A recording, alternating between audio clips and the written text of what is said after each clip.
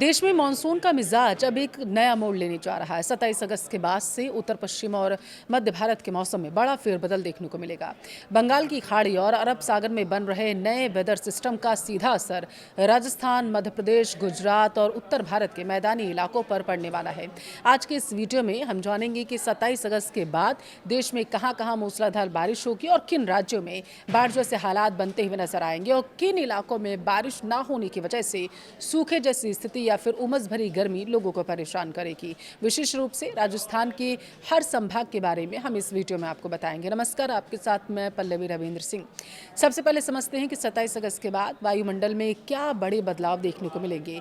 देखिए, मानसून की अक्षीय रेखा यानी कि ट्रफ लाइन धीरे धीरे सामान्य स्थिति से दक्षिण की ओर शिफ्ट हो रही है, जिससे मध्य भारत और उत्तर पश्चिम भारत में नमी का प्रभाव बढ़ने लगा। बंगाल की खाड़ी के उत्तरी पश्चिम हिस्से में एक नया कम दबाव का क्षेत्र सक्रिय हो रहा है, जो ओडिशा, छत्तीसगढ़ और मध्य प्रदेश होते हुए पश्चिम बंगाल की तरफ बढ़ रहा है। उत्तर भारत के पहाड़ी क्षेत्रों में एक कमजोर पश्चिमी विक्षोभ भी सक्रिय है, जो मैदानी इलाकों की हवाओं के साथ मिलकर कुछ राज्यों में लोकल थंडर स्टॉर्म बनाएगा। अब बात करते हैं राजस्थान की, जहां 27 अगस्त के बाद मौसम दो अलग अलग रूपों में आपको नजर होता हुआ दिखाई देगा, बटा हुआ। पूर्वी और दक्षिणी राजस्थान की बात करें तो कोटा और उदयपुर संभाग, कोटा, बारां, झालावाड़, बूंदी, बांसवाड़ा, डूंगरपुर और प्रतापगढ़ में 27 से 31 अगस्त के दौरान कई स्थानों पर मध्यम से भारी बारिश की संभावना है। जयपुर, अजमेर और भरतपुर संभाग की बात करें तो इन इलाकों में हल्की से मध्यम बारिश और कुछ स्थानों पर गरज चमक के साथ तेज बौछारें पड़ सकती हैं। तापमान में 2 से 3 डिग्री की गिरावट भी दर्ज की जा सकती है, जिससे उमस से लोगों को राहत मिलेगी। पश्चिमी राजस्थान की बात करूं, जैसलमेर, बाड़मेर, बीकानेर, फलौदी और श्रीगंगानगर के ज्यादातर इलाकों में मौसम मुख्यतः शुष्क रहने वाला है, यानी ड्राई रहेगा। हालांकि लोकल कनेक्टिविटी एक्टिविटी और स्थानीय बादलों के कारण कहीं कहीं छिटपुट बूंदाबांदी भी हो सकती है, लेकिन बड़े पैमाने पर बारिश की संभावना बेहद कम है। यहाँ दिन का तापमान बढ़ेगा, उमस लोगों को परेशान कर सकती है।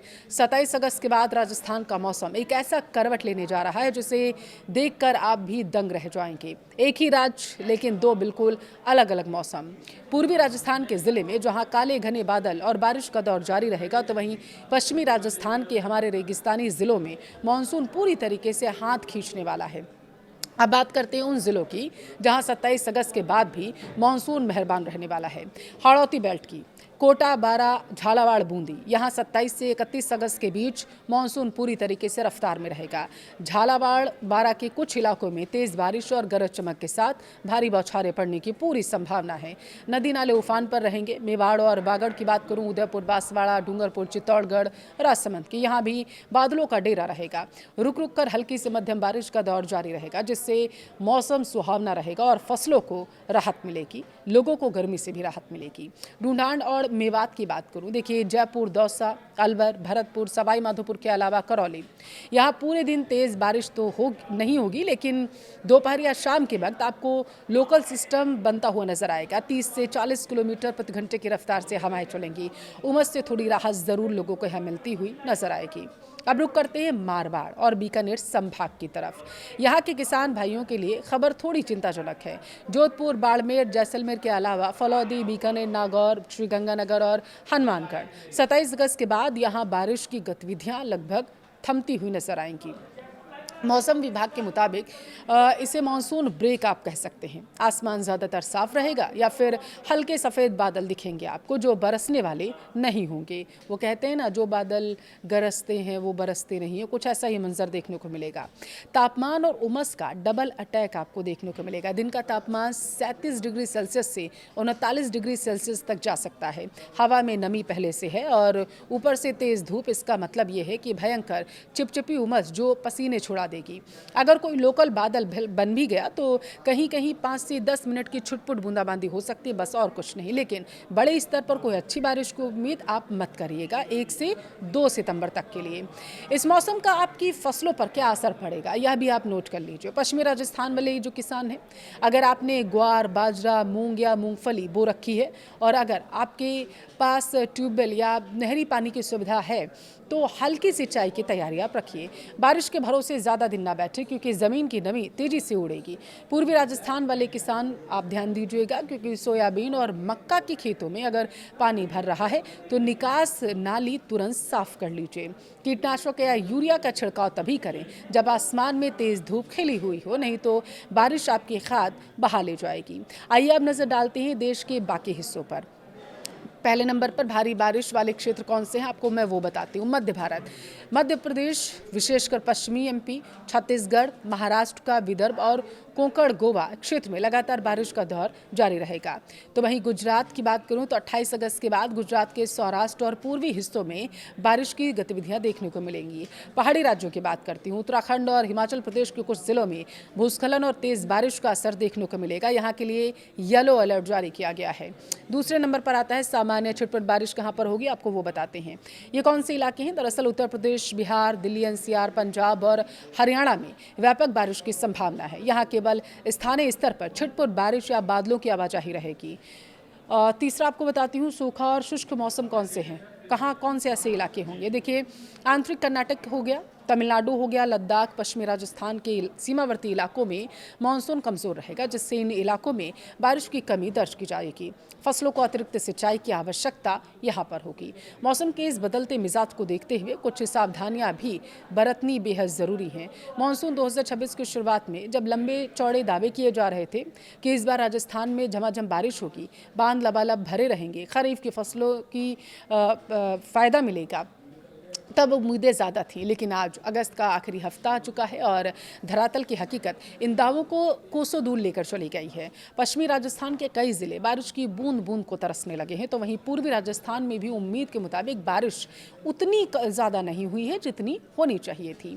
आंकड़ों को अगर नज़र डालें तो आप देखिए पश्चिमी राजस्थान का हाल क्या है। जैसलमेर, बाड़मेर, बीकानेर, फलौदी, जोधपुर और नागौर के कई हिस्सों में सामान्यतः 20% से लेकर 35% तक का बारिश रिकॉर्ड दर्ज की गई। जुलाई के अंत से लेकर पूरे अगस्त महीने को अगर हम देखें तो इन ज़िलों में 15 से 20% तक बारिश हुई है। लगातार एक भी मानसूनी स्पेल नहीं आया। जहां बारिश हुई भी वहां एक ही दिन में 2 घंटे तेज़ पानी गिरा और फिर अगले 10 दिनों तक चिलचिलाती गर्मी हुई है। इसे बारिश का सामान्य वितरण नहीं कहा जा सकता क्योंकि ऐसी बारिश ज़मीन में रिसने के बजाय बहसी जाती है। अब आते हैं सबसे अहम सवाल पर, आखिर राजस्थान तक बादल पहुंचे क्यों नहीं? इसके पीछे देखिए 5 बड़े भौगोलिक और जलवायु कारण माने जा रहे हैं जो जिम्मेदार हैं। पहला, मानसून ट्रफ का उत्तर की ओर शिफ्ट हो जाना। मानसून की जो मुख्य अक्षीय रेखा होती है वह इस बार ज़्यादातर समयबद्ध मध्य भारत के ऊपर टिकने के बजाय हिमालय की तलहटी की ओर खिसकने लगी है। इसे मौसम विज्ञान में ब्रेक मानसून कहा जाता है। जब ट्रफ उत्तर में जाती है तो मैदानी राज्यों में बारिश पूरी तरीके से रुक जाती है। दूसरा पॉइंट क्या है? अरब सागर ब्रांच का कमजोर पड़ना। देखिए राजस्थान में पश्चिमी हिस्से को सबसे ज़्यादा बारिश अरब सागर की मानसूनी शाखा देती है। इस बार अरब सागर में नमी वाले सिस्टम गुजरात और महाराष्ट्र के तटीय इलाकों तक ही सीमित रह गए। राजस्थान के रेगिस्तानी हिस्सों तक आते आते कमजोर पड़ गए। तीसरा क्या कारण है? बंगाल की खाड़ी के सिस्टम का ट्रैक बदलना। बंगाल की खाड़ी में जितने भी लो प्रेशर सिस्टम या डिप्रेशन बने उनका ट्रैक ओडिशा, छत्तीसगढ़ और मध्य प्रदेश होते हुए दक्षिण पश्चिम की तरफ गुजरात, महाराष्ट्र मुड़ने लगा। वे सिस्टम मध्य प्रदेश को पार करके राजस्थान के आंतरिक हिस्सों तक उस ताकत से नहीं पहुंच पाया जिस तरीके की उम्मीद जताई जा रही थी आईएमडी को। चौथा क्या कारण है? अरावली पर्वतमाला की दिशा और वायुमंडलीय शुष्कता। देखिए अरावली पर्वत श्रृंखला मानसूनी हवाओं के समानांतर होने के कारण पश्चिमी राजस्थान में बादलों को रोक नहीं पाती। इसके अलावा पाकिस्तान और बलूचिस्तान की तरफ से आने वाली सूखी और गर्म पश्चिमी हवाओं ने राजस्थान के ऊपर हवा में मौजूद नमी को सुखा दिया, जिससे बादल कंडेंस नहीं हो सके। पांचवा बेहद महत्वपूर्ण कारण ग्लोबल क्लाइमेट पैटर्न और अल नीनो का खतरा। इस साल प्रशांत महासागर और हिंद महासागर के तापमान में होने वाले असंतुलन, उतार चढ़ाव ने पूरे भारतीय उपमहाद्वीप में मानसूनी हवाओं के फ्लो को अनियमित कर दिया, जिसका सबसे पहला शिकार उत्तर पश्चिम भारत का या सूखाग्रस्त इलाका बना। अब समझिए कि इस कम बारिश की कीमत किसे और कैसे चुकानी पड़ेगी। खरीफ फसलों पर भारी मार पड़ेगी। बाजरा, मूंग, मोठ, ग्वारफली को नुकसान होगा। पश्चिमी राजस्थान की जीवन रेखा मानी जाने वाली ये दलहन और तिलहन फसलें समय पर बारिश न मिलने से फूल आने से पहले ही सूखने की कगार पर पहुंच चुकी हैं। सोयाबीन और मक्का की बात करूं तो पूर्वी राजस्थान में जहां नमी की कमी हुई, वहां उत्पादन में 20 से 30% तक की सीधी गिरावट दर्ज की गई है। भूजल स्तर की बात करूं, इसका भी नुकसान होगा। देखिए, बारिश न होने से ट्यूबवेल और कुओं का जल स्तर नीचे चला जाएगा। नलकूपों पर निर्भर किसानों का बिजली और डीजल का खर्चा दोगुना हो जाएगा। तीसरा नुकसान, बांधों का खाली रह जाना और रबी सीजन का संकट आ जाना। बीसलपुर, जवाई माही या राणा प्रताप सागर कई प्रमुख बांधों में उम्मीद के मुताबिक पानी का इनफ्लो नहीं हुआ है। इसका सीधा असर आने वाले सर्दियों के मौसम यानी गेहूं, सरसों, चने, रबी बुआई पर सीधे तौर पर पड़ेगा, क्योंकि नहरों में पानी कम छोड़ा जाएगा। चौथा क्या नुकसान, चारे और पशुधन का संकट बढ़ जाएगा। राजस्थान की ग्रामीण अर्थव्यवस्था पशुपालन पर टिकी है। बारिश की कमी से गोचर और चरागाह सूख जाएंगे, जिससे आने वाले महीनों में चारे के दाम आसमान छूने लगेंगे। क्या मानसून 2026 की कहानी यही खत्म हो गई है? पूरी तरीके से तो ऐसा नहीं लगता।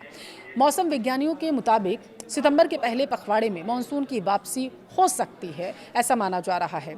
अगर सितंबर में बंगाल की खाड़ी से एक मजबूत सिस्टम निकल आता है तो वह जाते जाते कुछ हद तक सूखे के घावों पर मरहम की तरह काम करेगा। लेकिन किसानों और प्रशासन को अब वाटर बस्टिंग यानी पानी के बेहद संभल कर इस्तेमाल की रणनीति पर काम करना होगा। आपके ज़िले में इस सीज़न में फसलों की क्या स्थिति है? क्या आपके यहाँ भारी बारिश की देखी गई, कमी महसूस हुई या फिर स्थिति सामान्य है? कमेंट में ज़रूर बताइएगा।